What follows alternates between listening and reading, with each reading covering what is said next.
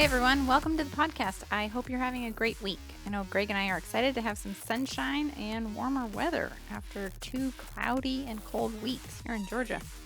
Today we are discussing something which at first glance seems overly simplistic. We're going to talk about how to wake up. Waking up is something every one of us does every single day, and we will do it every single day of our life. There's an incredible power that comes when we can learn to do better the things that we do consistently. And one of those things is waking up. There are specific ways to be more intentional about waking up each morning.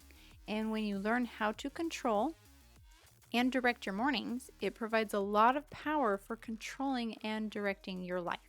Helping your mornings go better helps your life to go better. So listen to this episode now to learn the strategies we have been using for the past 20 years to design our mornings, which in turn has led us to designing our life. This episode is sponsored by our own must-read book recommendation list, which also includes 2 free audio programs, one about morning routines and the other about bibliotherapy, which is a fancy word for using books for self-improvement. Click the link in the show notes or go to extraordinaryfamilylife.com to get this special free offer. Hey everybody, welcome to another episode of the Extraordinary Family Life podcast. We got an awesome question of a very relevant topic that we're going to hit today because it's something all of us deal with. And it's waking up. Even Greg Denning. Even I. Which is especially poignant because, I'm energetic and alive. I'm awake, energized, and alive. But I don't always wake up like that. And so if you're alive, then you woke up today. And so we're going to talk about waking up. Getting out of bed and how to do it. And my guess is that you can relate to the inertia or struggle or blah of waking up. Or in this question, it was called sleep depression or morning depression. Yeah. Which... Why do we use that word so much? That word is getting overused. Well, I'll throw that out there. It can be relevant.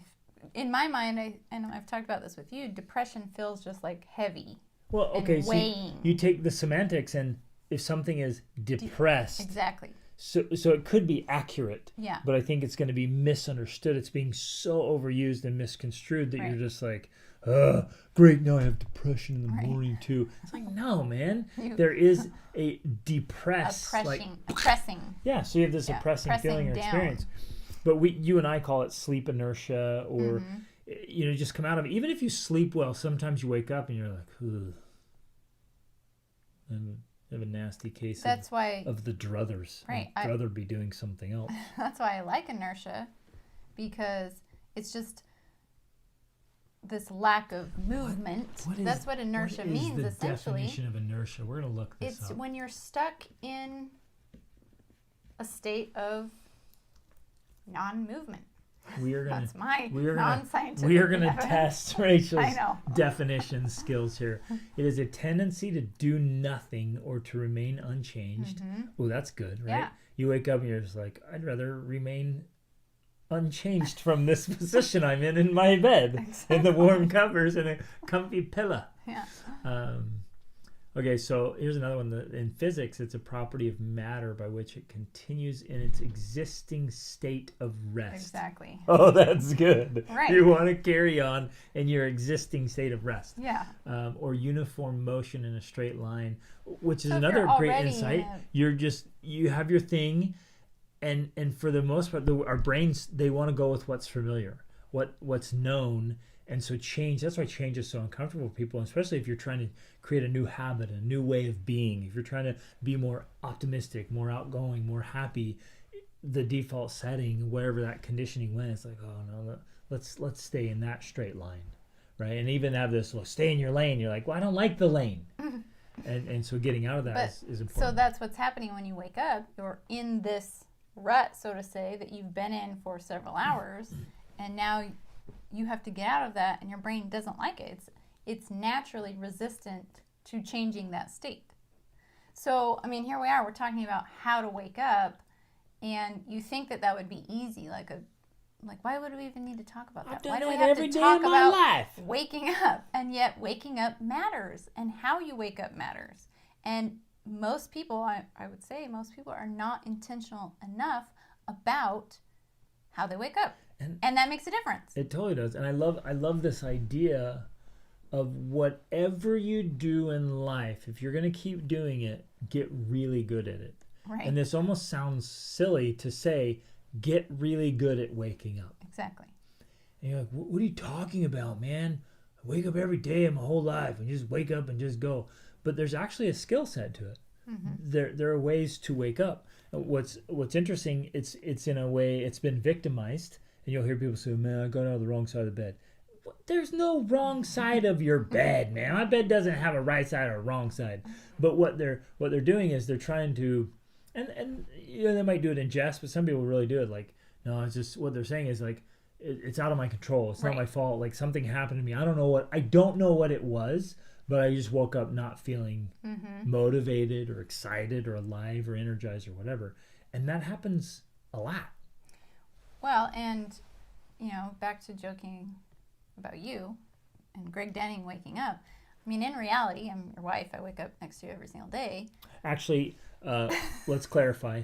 Rachel's out cold when I wake up. So let's make sure that you're not waking up next to me, because that doesn't happen. I wake up next to you, if we can just clarify that. Right, okay. Of everyone in the world, I've seen you wake up more than most other people. Which has been a handful of times. Okay, just go with me. Okay.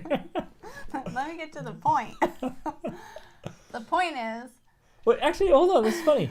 The amount of people who've seen me physically wake up is tiny. Yes. Because I'm almost always the first one up. Right. And I guess... But what I do want to say, because I want to teach this point, is when I have seen you wake up, you don't jump out of bed like this, right? You have sleep inertia. Well, I do. When I get up earlier than you, I do. I'm like song and dance. I don't believe it. It's a circus show. I'm like, it's another day. It's like the rooster from Peter Rabbit. Like, what? I get another day of life. The sun came up again. This is amazing. No, I don't. The point I'm trying to make is you don't wake up like that.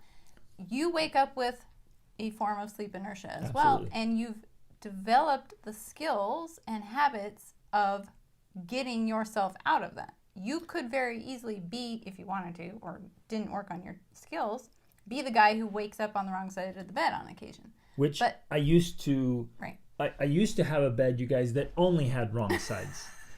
and I would wake up on that wrong side, and guess what? That would determine the rest of my day. And so I'd go through the day in inertia, so to speak, is what we'll call it. And that was my life experience. This was decades ago. And at some point, I started meeting people, or I'd have good days, and I'd think, oh, geez, that was a lucky good day. If only I could have every day like that. Like that's like once in a month. I feel good. And I remember it just clicking, like, wait a minute. I want to feel like that all the time. So why don't I? And what I realized is, like, if I want to feel that way, then I need to create that feeling. Like, because again, this is this beautiful reality check of how much power you have. You get to determine how your day goes. Now, if you hand over that power to circumstances and people in your bed or whatever, the guy who cut you off in traffic, or things didn't work out right, or somebody was mean, if you hand that over, then yeah, you don't have the power anymore because you gave it away. Mm-hmm. But if you take it back and say, no, how I feel today is up to me, and then here's what's fascinating. And I had to go through this journey. I would wake up and not feel very good, but I would be like, wait a minute, but I want to feel good. So why don't I change it? If I didn't wake up in the state I want to be in, I don't have to remain in that state. Mm-hmm. I think that's one of the most powerful messages we can share today. If you don't fall out of bed into this happy, jovial, meaningful state you want to be in, you can change that. You can transform that. You have that power. So you're right. I don't wake up in this energized, awake and alive state, but I get there quickly. With very specific routines, habits, things that you do. That I've drafted over the years. Right. Realizing like what is it that makes me feel good. So here was the thinking process. So I want you to go through the same thing. What do you want most of your days to be like? How do you want to feel? What do you want your life to be like? Because like we talked about in the last episode, your life is the sum total of your days. So what do you want your life to be like? And I realized for me, I was a shy kid. I was, mostly discouraged, walked around with my head down, like, I hope life works out. This kind of stuff. Some days were more like Eeyore than anybody else. But I'm like, I don't want to live like that. I want to have fun. I want to laugh. I want to do hard things. I want to get intense. I want to have a full range of emotions. I want life to be awesome. I'm like, okay, what are the things that help me get there? I want to be inspired. I realize I love learning, and learning lights me up. I want to be inspiring, and we talked about this in this training we did for parents. Our coaching for extraordinary family life coaching. We talked about how if you want to be inspiring, the prerequisite for that is to be inspired. And I'm like, boom, that works for me. That always works for me. Like, it doesn't matter what state I'm in, what mood I'm in. If I read something inspiring, it changes things for me. Like if I'm discouraged or things aren't working out or big disappointment, when I sit down with James Allen or Theodore Roosevelt or Jim Rohn, like, boom, that was one of the things. Yeah, and that totally works for me too. And in fact, I don't know that we've met anyone that doesn't really work for, which is why we do our morning routines. We're so intentional about those because they work. When you read something inspiring in the morning, it changes your state and it inspires you. Exactly. And then, which is, we also call that bibliotherapy, which you did a program on both of those. You did the Amazing Morning Method, the morning routines, and the bibliotherapy. And it just talks about how when you strategize your morning and use those things to help you get in a happy state, that changes the rest of your day. Yep. It takes practice. It takes some awareness and some consciousness to wake up, and instead of just falling into your day, or as many people in our coaching community and people we work with, they often describe it as chasing their day. They feel like they always wake up behind, and they're chasing the day, and they feel like they're trying to catch up. So they wake up right into their stuff. Especially if you have kids. And they wake you up. There was years when they would wake me up, and it's right into caring for them. Like, as soon as I'm awake, which was generally not very gentle or pleasant, it's demands. And you feel that you're just chasing the day and you're behind. You haven't been able to do anything you need or want to do because you're just jumping right into all the demands. And some of you might start work very early in the morning. I have some coaching clients that they have to start work really early. Or maybe right now in this time of your life, you're carrying a massive load and it just demands a lot of time and attention. So we get it. We understand. And there was one time where when we were first married, I was milking cows at 3:30 a.m. in the winter in the mountains. That's an early start to a day, right? So you don't get to wake up peacefully and do your thing. But the point is, we'll get into that, right? We understand that there's different stages of life and family life. But I also want to firmly and kindly insist that's no excuse. There's other ways around it, and this is your responsibility to find the way that works for you to make that happen, right? So what is it you want to feel and experience most of the time? What helps you get there? How do you integrate that in the morning? So circling back then to what I was saying about awareness and consciousness, you have to wake up. And it almost, for me now, it doesn't matter what state I wake up in. I might have had a nasty dream or not slept well or underdone potatoes or whatever, from Scrooge or whatever it is, like, okay, you're sore or tired or groggy or whatever, it doesn't matter. You wake up and it's almost irrelevant, the state you're in. But then you intentionally go into, and it's easier if you set this up ahead of time and you practice it, it becomes habitual. Ahead of time. Because then you don't get up and go, oh, should I do my morning routine? Well, I don't feel like it. That's not up for questioning. You decide when you're clear. You decide what you're going to do. You wake up and you go into it whether you feel like doing it or not. Right? Now, if you decide to change, just a side note, if you just decide to change your morning routine, that's fine, but you should decide that later. From a good state. Yeah, you got to be in a really great state. You're like, yeah, I'm going to make an adjustment. Don't do it when you wake up and you're like, oh, man. I'm going to change my morning routine. I stayed up too late last night watching. So, yeah, really, today I don't need to read or exercise or do any of that. I'm just going to go sit in the corner and sulk because that's what I feel like doing, right? And it doesn't help.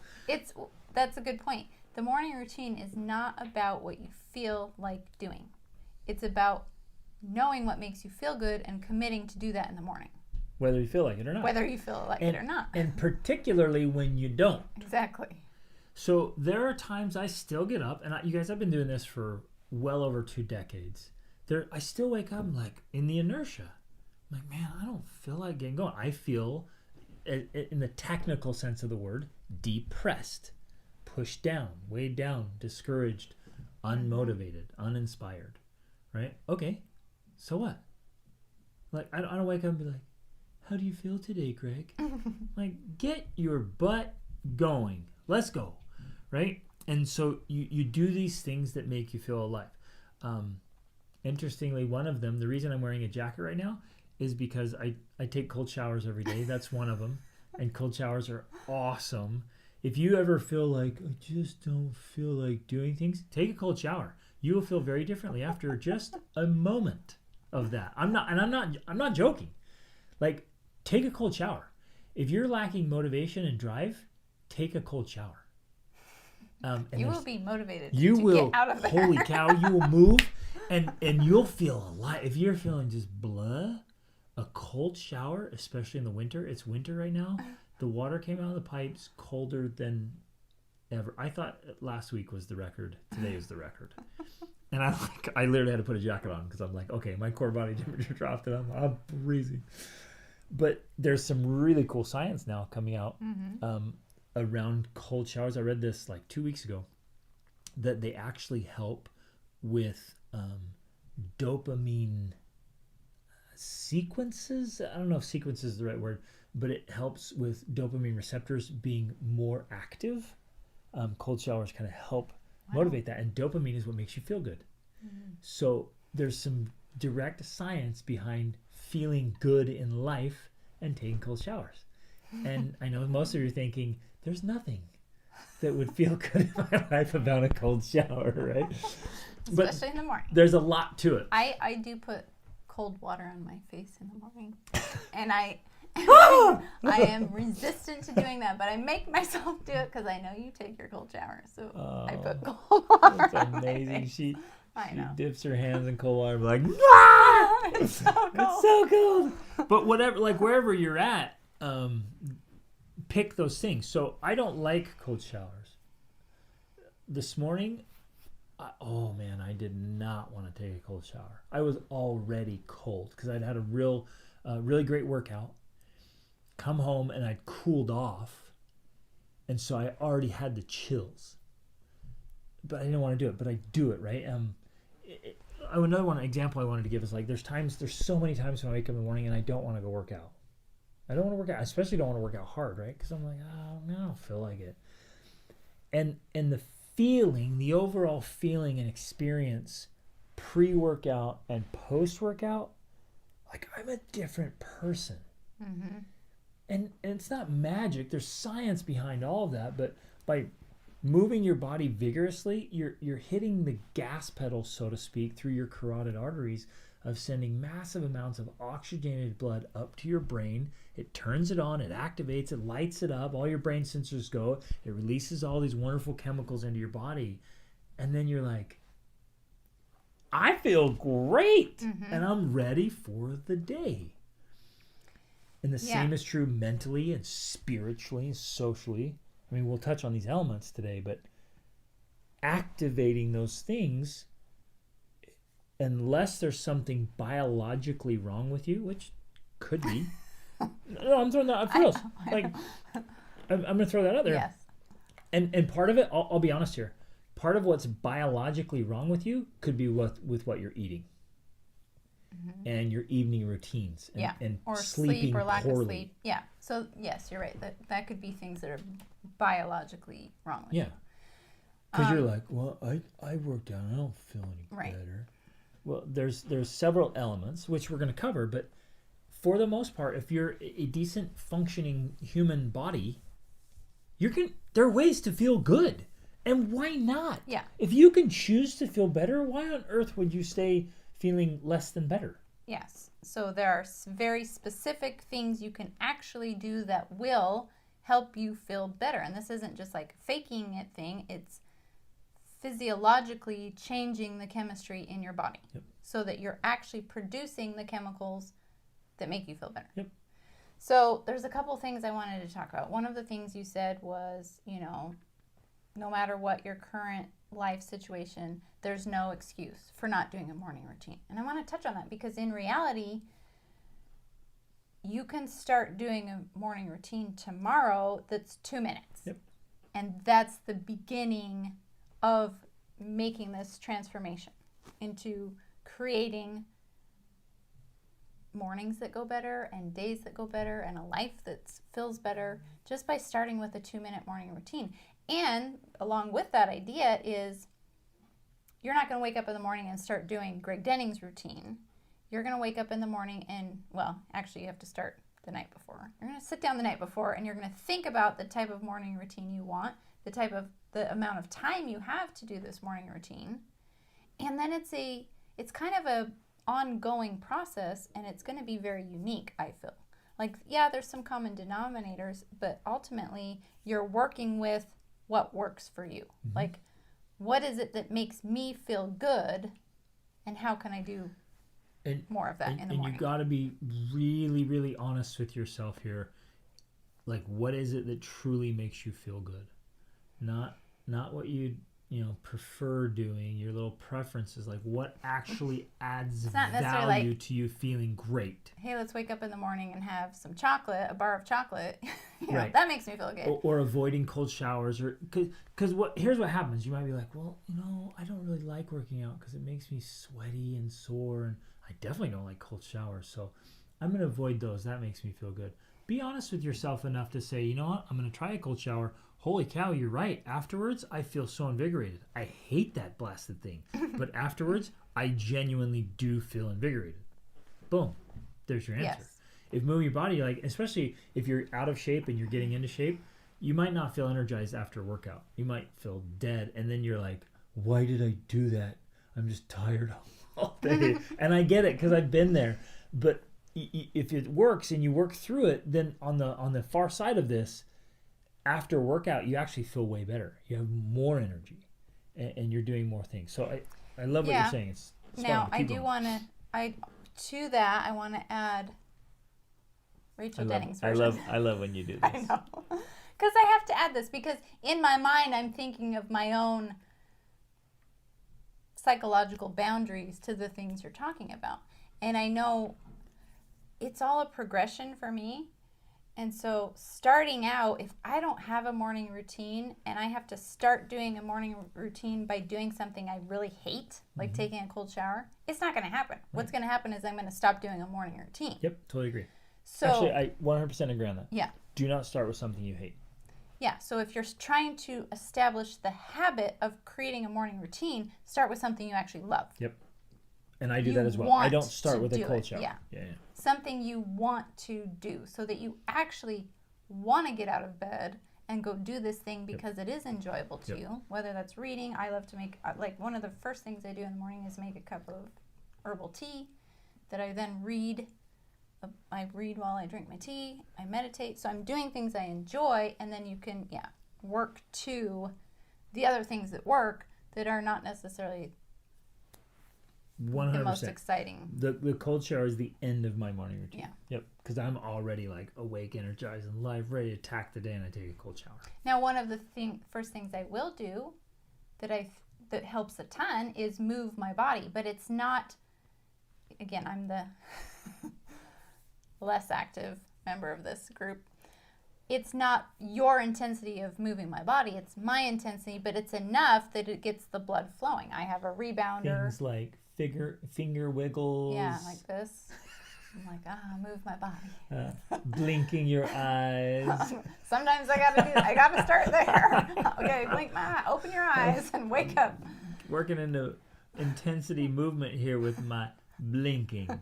No, but I have a rebounder. I'll bounce on that. I will do like arm movements just to get the blood flowing in a simple way like that. Marching in place, stretching things, a little bit of yoga maybe. I think people would be really surprised how effective deep breathing is. Just breathing. Just some really deep breaths. Just oxygenate your body and maybe hold your breath for a little bit. Just kind of wake things up. That is something I do. It's pretty awesome. Sometimes if I haven't gotten out of bed yet, I just fall right back to sleep with my deep breathing. So you might want to get out of bed first. Get out of bed. That's a good one. So start building out things that will snap you. Maybe snap's not even the right word. Some of you might want to gradually work into a slow wake up. I personally am not a fan of a slow wake up. Well, I am very much the slow wake up champ. Yeah. So 2 different methodologies here. I want to get going. So I wake up, I pee, and I go down you get out of bed first? No, I wake up, I pee in bed because it's warm. And it's like, that's a way to start this day. Okay, thank you for clarifying. I go to the bathroom and then pee. Out of bed. Okay. And then I go immediately for a large glass of cold water with lemon juice in it, which I also drink water after I pee in the toilet. The water to rehydrate your body and actually activates your body, and the lemon juice helps cleaning out the detox that your body naturally does while you're sleeping, right? So that's something. By the time I've gotten down to the fridge and a big glass of water, okay, I'm ready. That's what I was gonna say. That actually drinking water is another thing that helps you wake up. Now, this is an interesting other technique I actually heard of, the peeing part, because I read one time about this was a tradition with the Inuit people in Canada and Alaska, that at night they would drink a lot of water or liquid so that they had to get up in the morning because they lived in a very cold climate. They did not want to get up. But if they had to pee really bad, it made them get out of bed. So that's something I kind of do, although if you drink too much, I end up getting up in the middle of the night. You don't want to be waking up to pee in the night. Ideally, you sleep through the night. Yeah. But then you should have to really pee in the morning when you wake up. If you don't, you're probably chronically dehydrated. Yeah. You got to be able to I'm awake. And that's it's a wonderful thing. It gets you out of bed. Yeah, that's actually, I'm saying if you have that's a problem actually getting your butt out of bed, drink more water. To help you get out of bed, because that is, once my body wakes up, I need to go. And that helps me get up. So the things that'll get you going, if you really are like, I just want to go back to sleep, is cold and light. So get some cold water, drink some cold water, and light. Turn on the lights. So I know you may not like it. You're enough. like, oh, I don't want in there. Like open the blinds. Yeah. Click on a light. Like if I'm really feeling the inertia and Rachel's still asleep and I go in our bathroom in our closet and I'm like, I'm not feeling it, I flip on that light. Because the light wakes you up, which is another thing. It tells your body. In the evening, you want to start dimming all the lights. Less screens, less lights. Start turning things down, and you'll actually go to sleep better. But in the mornings, bam, more light. Get some cold. If you got to splash cold water on your face. For a long time in an early marriage, I was getting up between 4 and 4:30 every morning. And sometimes I had to walk in there and just stick my head under cold water just to wake up and get things going. And again, it's so amazing to me. Within a matter of moments, you can be like, I don't feel like doing anything to let's go. In moments. And if you don't believe it, try cold water. It just works. Bam, bam, boom. And I want to add to this. So, we're kind of making a list here if you keep track. But I want to add to this because one of the things that certainly helps me, because when in this question that I received, it was like, how do you get excited about going? How do you... Good.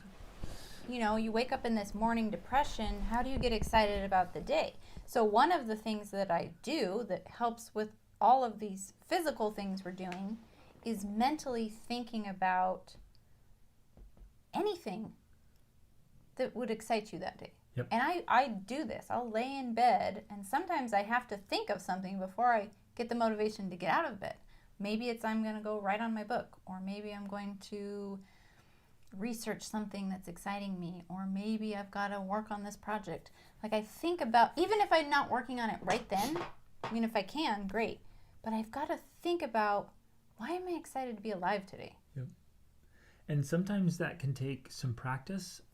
I know for me and for a lot of people I've worked with, it's not that difficult to get into a mental emotional slump where it starts to seem difficult to have anything to be excited about or grateful for. It's surprisingly easy to get there, but it's also surprisingly easy to get out. And so that's why you hear so much about gratitude practices. Those things are real, and they are legit, and they are viable ways to get going. So if you got like, what are you grateful for? Genuinely, what are you grateful for? And at first you're like nothing. Like, really? Well, how about eyesight? How about taste? How about smell? How about the fact that you have a pinky? Some people don't, right? And you can move it, and you'd be alive. Like your kids, yeah, but my kids are troublesome. Well, yeah, but like they're alive, and you have a chance. Like, get going through that.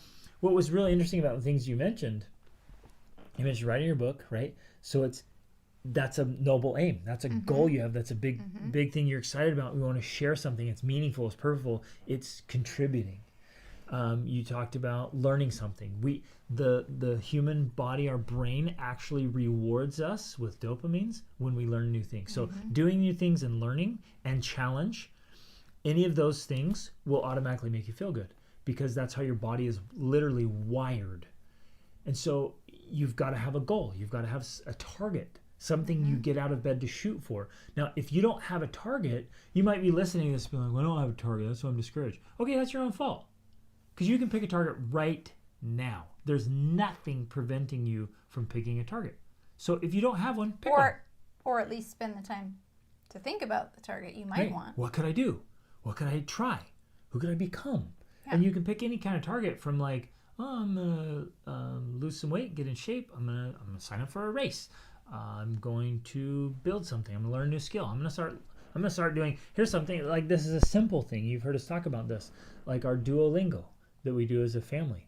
Like, I'm going to start doing Duolingo, learn a new language. I'm going to practice my instrument. Like, you get to a point, and I invite you to condition yourself to be excitable. Come up with lots of things that you're excited about. My life is packed, literally packed with things that I'm excited about. And why not? If I have the choice to go through life like, oh, it's just another day, life sucks, then you die. We just listened to this section from in this book right here on my desk, where he's like, yeah, if you believe that life sucks and you die, it's like the problem isn't with life, it's with you. Like, you have the problem, not life. And if you have a choice, let this really sink in. If you have a choice between living an exciting life and living a lame life, why not choose the excited life?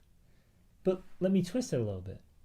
If you have the choice between being excited or being dull or unexcited, why not choose excited? It's your choice. And ultimately, you get to choose. Now, we'll play the victim to that sometimes. Like, oh, my life's hard right now. Great. Get excited about that. Seriously. Does challenge prevent you from being excited? Nope. I don't feel very well. Does not feeling very well prevent you from smiling and like being excited, being grateful? Not at all. Right? So choose that. This is what's exciting to me. And I think you're modeling it perfectly. You're laying there like, okay, what can I get excited about today? What can I be grateful about? If you don't have something, man, that's a sign of a bigger problem. Yeah. There is a big thing, but it's, in my experience with working with literally thousands of people, that's a easy problem to solve. All it comes down to is like picking something to work on. Which people don't solve because they just don't take the time or effort to actually sit down and think about what gets them excited, what they want to do, what they are driven or motivated to do. I did a whole podcast on what I call the I don't know syndrome. Because I know this is coming up right now. I know there's people listening like, well, I don't know what I want to do. I don't know. Like, that's a form of indecision, which is a decision. And so by you saying, well, I don't know, and dismissing it, you've decided not to be excited, and you've decided not to have a target or an aim. So pick something and start with anything. Like, well, I'm not really interested. You'll never know what you're interested in, what you really like, until you actually start doing it and get into it. And you'd be shocked how much you love it once you're into it. So, like for me, I say across the board, I think every human being should learn another language and some kind of musical something or other. Singing, instruments, music appreciation.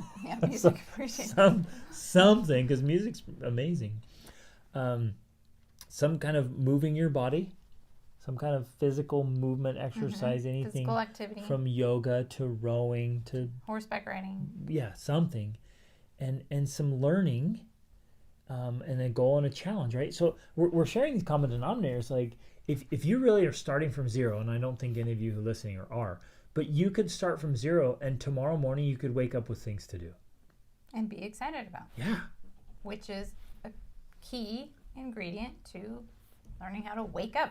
Like you have to know why you should even get out of bed. Because if the only reason you get out of bed is because you have to, that's lame. That's lame. And there's no reason, there's no wonder you don't want to get out of bed. Okay, just to be fair, we've had times like absolutely that. Absolutely we have. Where waking up sucked. Yeah. We're speaking from experience. Yes, we know. We've been there where waking up was hell sometimes because we would rather be asleep. Because our lives were bad. Right. And yet looking back, those were formative good times. But the part of what helped us get from there to here was continuing to be intentional about how we started our days. And that took some grit and discipline to force ourselves during those time periods. It was really just a few months that were the hardest part, where we lost all. This was in 2008, when we lost everything with financially, just really low point. And there was a few months that were just incredibly difficult, and both of us would wake up and force ourselves to go through things that we used to do because we knew they worked. Right. And that's what I think ultimately pushed us through that and got it out of it, is because we kept saying, no, I'm going to do this whether I feel like it or not. And of course it brought us out of it. Exactly. So, but I want to come back to the question and this idea. You can't start the day by moving into drudgery. There has to be a space between waking up and getting into the have-to things of the day. Okay, so I'm glad you came back to this, because we'll have somebody will say, like, yeah, what if I'm a nursing mom? I got an infant that needs to nurse, and I got toddlers. Or a man who says, well, I got to be to work at 6:30, man. And I got a crazy workload, and as soon as I turn on my phone, I got messages of things falling apart.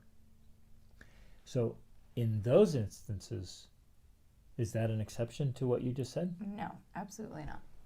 Because... Have you no heart? I don't. Well, I agree with you. How do we do it, though? Going back to what I said, logistically, it starts with just a 2-minute routine. Okay. Something. If you can start, because it starts like this wedge. If you can get your foot in the door, you can start pushing open more space for yourself. But it has to start by sticking that foot in there first. Absolutely. And so that's a 2-minute routine where you meditate for 2 minutes, or you While you're nursing a baby. Even while you're nursing a baby. Or like it's a just little one getting wakes you up. clear in your head for 2 minutes. Yes. So or little one wakes you up and is like, I need food. Like, I don't know if your kids do that. Our kids, the first word out of a conscious mind of a denning child was, I need food. What's for eat? What's for eat was our little guy. What's something for eat? And it was the first thing out of his mouth every single morning. And so you run, you get him some food, and while he's eating, you can take your 2 minutes. And sometimes I'll explain, okay, you're getting your food now. I'm going to go, and I'll tell them, I'm going to go do my morning routine. Now that they're older, our youngest is 5 now, and our oldest has moved out, I can do that and be gone for 15 or 30 minutes, and it's okay. Now, when they were all smaller, though, I would have to go and be gone for 2 minutes. And sometimes I got lucky, and it was 5 minutes or 10 minutes or more. You take what you can get, but the point is I did it. Yep, and you have to do it. And for the men who's like, I got to get up and go to work. Wake up 2 minutes earlier. Yeah, it's 2 minutes. Or if you don't, it's like, oh, man, I didn't get up and go. Don't just dismiss it. You're like, I got up late, I was tired, didn't sleep well, whatever. You just dismiss it. Don't dismiss it. On the drive to work, do some quiet meditation. Just clear things. Listen to a podcast. This might be the Man Masterclass, right? There's all kinds of modules in there that can be consumed every single day, and that's the point. They're to be consumed every day. So you jump in and you consume daily just a bit of information, even if it was just an inspiring quote. I've got a book here behind me. It's like what's it called? One of the most brilliant thoughts of all times in 2 lines or less, right? If at an absolute minimum all you did was read 1 or 2 of those a day, it would spark your brain's like, oh, that's fascinating. Let me think about that. It starts chewing on it, and it activates things. You can do your breathing. There isn't anything that stops you from doing your breathing. There isn't anything that stops you from memorizing something or practicing some words in a different language or listening to, if you're getting into music, you want to listen to something classical or beautiful or peaceful. You have a song that's peaceful or whatever. A podcast or an audiobook. Yeah. You can do all of those things. So don't live behind your excuses, because if you leverage it, if you make it matter, I promise you will find a way to do it. So it comes down to making it matter. And I mean, what I really want to emphasize on this, if we can step back for a minute and re-emphasize the importance of the morning routine, the reason why we have to be intentional about designing this part of our day is because that's really the first step to being able to design our life. Mm-hmm. If there's one thing that we have been doing since we got married, pretty much, it's been reading and morning routines. Mm-hmm. And that right there, consistently doing those, took us from where we were, where we worked, you worked a normal corporate job, we had a normal life, to now we have our own business, we design our life, it contains the things we want it to contain. I wake up to whenever I want, to no alarm. That sounds gluttonous. But it's the lifestyle I want, I guess, is part of the point. Like, I don't have to get up to an alarm. That's part of the life I wanted to create. And I have that, and I'm grateful for that. But it's also just representative of the rest of the lifestyle we've created. And it's not, you're chasing goals, working on all kinds of things. Yeah, I am. For you specifically, you didn't want the alarm to wake you up. You just want to wake up. Just because I hate alarms, pretty much. Into your day, right? Now, I've trained and conditioned my body where, for the most part, I'll wake up at a certain time without an alarm as well. Right. And you can train your body to do that. But you're right. You build your whole life around your mornings or upon your mornings. Yeah. And so if your mornings are reactionary, your life is going to be that way. If your mornings are chaotic, for the most part, your life's going to feel pretty chaotic. Right. And so you lack that deliberate peace. And so when you stop to think, like, what do I want my life to be like? Many of you are going to say, well, I want more peace. I want more deliberate action. I want more thoughtfulness. I want more harmony. I want more love. I want more excitement. And that build those things in. Starts by building that into your morning. Absolutely. By building more peace and deliberateness and harmony into your morning. That's how it begins. Absolutely. Yep. And so here's a couple little hacks, right? Set up a space that makes it really easy to do those things. So we're sitting in my office. You can see I've got books all around. Right here in this drawer, I have a book I'm working on by Frederick Farrar that I read from. Then I have my journals right here that I write in. Right, I do a lot of writing every day. We've got some of the books that my just all-time favorite go-to books would be As a Man Thinketh by James Allen. I couldn't recommend that book enough. If you're looking for something to read from every day, I read 1 or 2 pages from that book every single day for over 2 years. I don't think I missed during that time period. I just read and reread, just kept going, because I wanted that level of thinking to be my level of thinking, and so I just did it daily. I read a couple pages from How to Win Friends and Influence People by Dale Carnegie. The Majesty of Calmness, one of my all-time favorite books. Right? Find the books that light you up and read from them every morning. Keep them right there. We have a book list. I'm actually going to include a link to it. And it will also include the morning routine audio program you did and the bibliotherapy program you did. So both of those pieces, like Rachel mentioned earlier, like if I could pick anything that was the transformative piece or element of going from being a teen on my own in a bad neighborhood, broke, poor, hopeless, depressed, fixed mindset, like going nowhere, no targets, really stuck, and looking forward to a life of poverty and struggle. Going from that to where we are and where we're going, it was this element of the combination of bibliotherapy and a morning routine. And really that morning routine course I created was like it's ultimately how to transform your entire life before breakfast. Like before you eat breakfast and start your day, you're changing your whole life. And that's the point of what we're talking about now. You can shift, however you happen to wake up, you can shift the state you wake up in to the state you want to be in. And then you can reset throughout the day. If you get knocked out of state, like go back to it. And you can set up these habits and these patterns, these rituals and routines to direct your life to be exactly what you want it to be. And why not live the life you want? Yeah. And start by feeling the feelings you want. What comes first, you guys? Is it the result or the feeling? And we can go both ways, right? In some ways, you're like, hey, you do the thing and you get the feeling. But some ways, you're like, feel the feeling and then you get the result. And I know that that's for sure how I used to think and feel, that I'll feel better when my life is better. But then I realized that it doesn't work that way. You have to feel better for your life to get better.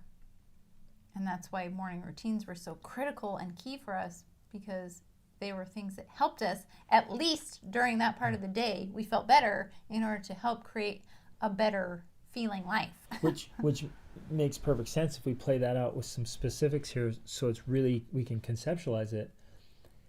Will your parenting be more effective and more enjoyable if you feel great before parenting? Absolutely. Will your marriage and your interactions with your spouse be smoother and more romantic and more passion, more spark if you feel better as a person? Right. Like if I feel better and I interact with you, is that going to be better for you? Yeah, absolutely. And spot on. And business too, and colleagues and neighbors and projects, whatever. Job, school. Are you more likely to succeed in your project and your business if you're coming from a good place? Absolutely. Right. And so in so many ways, it does start with changing the way you feel.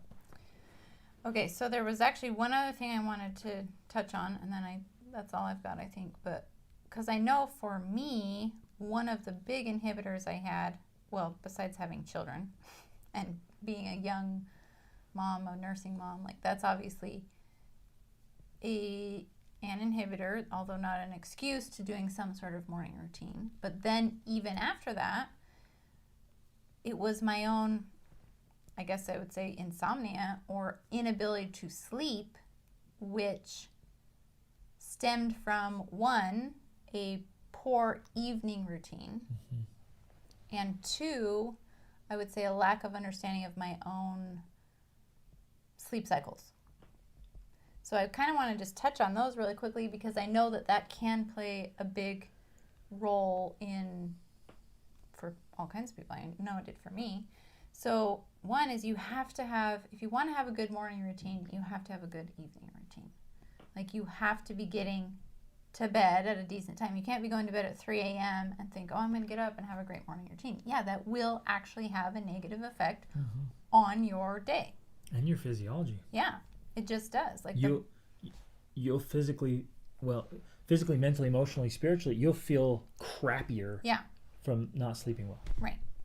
So you should be, you talked about it before, like reducing light in the house, maybe closing windows, turning off lights. Like we'll start turning off and making the lighting lower in the evening for us and our kids. You guys should see me. I'm running around the house flipping off lights, trying to get the melatonin to start on my kids. Right, exactly.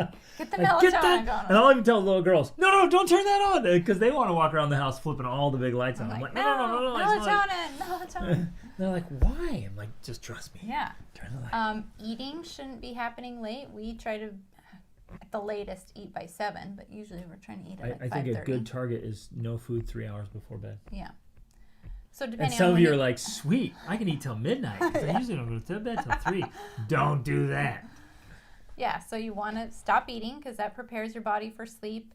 You want to turn down the lights or turn off the lights. You want to, if it's a problem, stop using screens. I know that doesn't affect you. You can look at screens till later and still sleep great. And yet I still I do strictly limit that. I don't have my laptop open cranking away, right as I'm going up to bed. Yeah. So that makes a big difference. And then there's also, I read this book that made a big difference for me, which will be on the book list. It's called The Power of When. And I realized with me, because first of all, I was a young mom. When, W-H-E-N. When, like okay. W-H-E-N. First of all, I was a young mother, and so I slept whenever I could because you sleep when your babies sleep and they wake you up and, that it's just off. But then once I was actually sleeping through the night, I was trying to sleep on your schedule because I thought that was a good schedule. And it is, but it's a good schedule for you. When I read this book, I realized it wasn't a good schedule for me because I am more of not a night owl. It's fundamentally based on body types. Yeah. Well, body types, but it's chronocycles that they say relates to when human beings lived in tribes, essentially, and you needed different people to be awake at different times in order to protect the overall tribe. So it's like a thing that there's at least 4 different chronotypes of sleep that ties into sleep cycles. It doesn't just relate to sleep, it relates to other things as well, but one of the things it relates to is a sleep cycle. Fascinating. So for me, turns out my sleep cycle is later, so I should not go to bed until 11:30 and sleep until 6 or 7. That's my sleep cycle. Yours is different because you can go to bed at 9 and wake up at 4 or 5, and that works great. But what was happening for me is I was trying to go to bed at like 9 or 10, and I would spend the first 3 hours of the night not sleeping. Laying there, trying tossing, to sleep. turning, trying to sleep, worrying about not sleeping. And turns out if I go to bed later at like 11:30, I'm out and I sleep great. So that's something else I'm just going to mention if that's relevant to people because that definitely was a big help for me. That's cool. A little fascinating research. Yeah. I think there's one more thing I want to address that may seem unrelated because it's kind of big life picture philosophical. As I want to invite you to consider like the whole of your life and do you like your life? And are you harboring any resentments? Maybe you've kind of just been tolerating too much. You've let things be a little chaotic or messy or off. Maybe you've been allowing people to mistreat you. You want to be so agreeable, or you want to avoid confrontation, and so you've never put your foot down with your spouse or your kids or your parents or your in-laws or the neighbor, whatever. Like, is there something, or you've been talking about this dream or this goal for years or decades, but you've never actually done it, or I don't know. We could come up with all these different things, right? Maybe it's the car you're driving. You hate that thing. You just would rather burn it to the ground. You keep, as you're driving around, you just keep hoping somebody runs a red light and smashes your car so you can total it and get the insurance money, right? Whatever it is. Did that happen to you? It's happened to me. Whatever it is, fundamentally, what happens is that gets into your head, and it seems, it's into your subconscious, but you'll wake up just feeling resentful. And you don't know why. And you wake up and you're like, and you wake up feeling depressed. You wake up feeling discouraged. You wake up kind of irritated, bothered, frustrated. You're like, what is it? I don't know. I can't pinpoint it. But often, and this is big picture stuff, it's because you're bothered. You don't like your life, or you don't like yourself. Right? We often get in this subconscious self-loathing because we don't like ourselves because we're doing things that are unlikable. Or you don't like the way you look around and you're like, this is a pigsty. And you feel like a pig. And you're like, I don't want to feel like a pig anymore. Or you have goals and dreams, but you don't do anything about them, like actual things.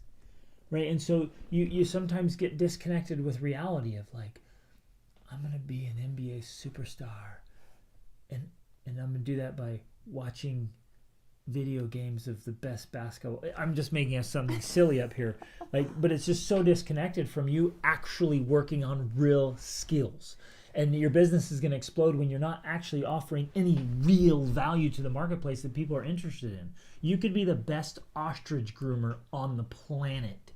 But if nobody in your state has an ostrich, it's going to be a tough go. Even as the best, you're the best. Right? You with me?